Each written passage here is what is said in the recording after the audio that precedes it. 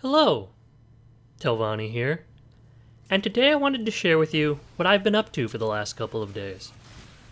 I'm still playing the Lightning Conduit build at the moment, and like most of you, I've been struggling pretty hard this league to make currency, as it just doesn't feel like the drops are there at the moment.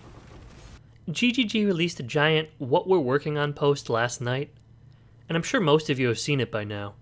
However, for those who haven't, GGG basically admitted that they shadow nerfed drop rates from all league content apart from Arch Nemesis monsters, meaning that they did so without mentioning anything in the patch notes.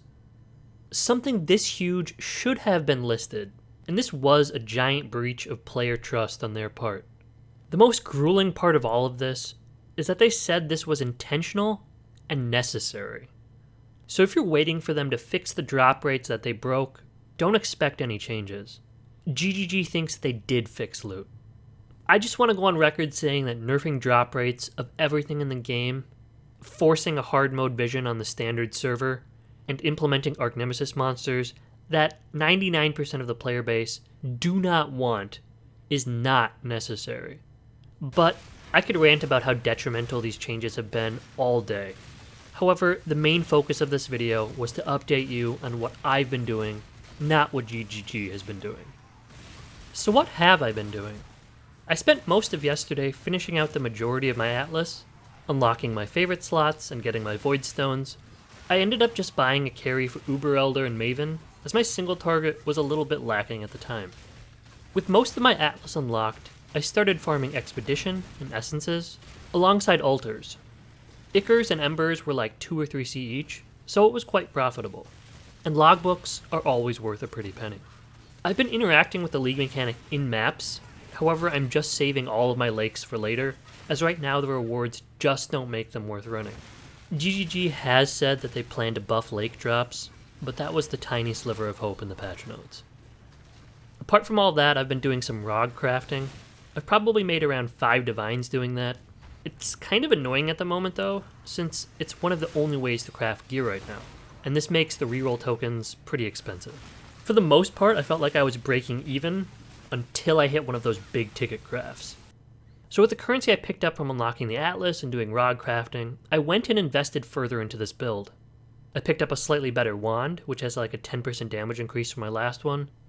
I got a pair of gloves with a nerve chance. This amulet has an Alva mod on it for lightning life leech, and that let me drop the Barracks grip for a curse on hit ring. I've replaced my Lycosidae from last time with a rare shield, and to make up for the accuracy, I'm now running a level 21 precision and have linked kinetic blast to increased accuracy. This shield upgrade was absolutely huge, as it has T2 suppression and T1 ailment avoidance on it. So with the shield, boots, and passive tree, I am able to reach 100% ailment avoidance. I also picked up a 6-link Sadist Garb, which I was able to essence craft to get max rolled suppression on it. This was again absolutely huge, as between this and my shield, I was able to drop the Inveterate wheel on the tree. Finally, I picked up an anomalous kinetic blast, so I was able to drop the pierce nodes on the tree as well. Speaking of which, let's take a look at that now. I was able to completely refund this area down here, as we've mentioned, and with the points I saved there, I grabbed a cluster jewel up here, and the cluster jewel has Overshock and Storm Drinker. Storm Drinker was pretty nice, as it let me drop the Elemental Mastery for Energy Shield Leech, and Overshock let me drop Unbound Ailments in my shock skills.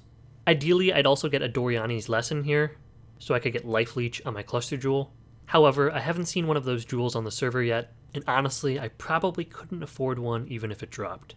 The last thing of note here is that I managed to pick up this beast of an Elegant Hubris for 6 chaos.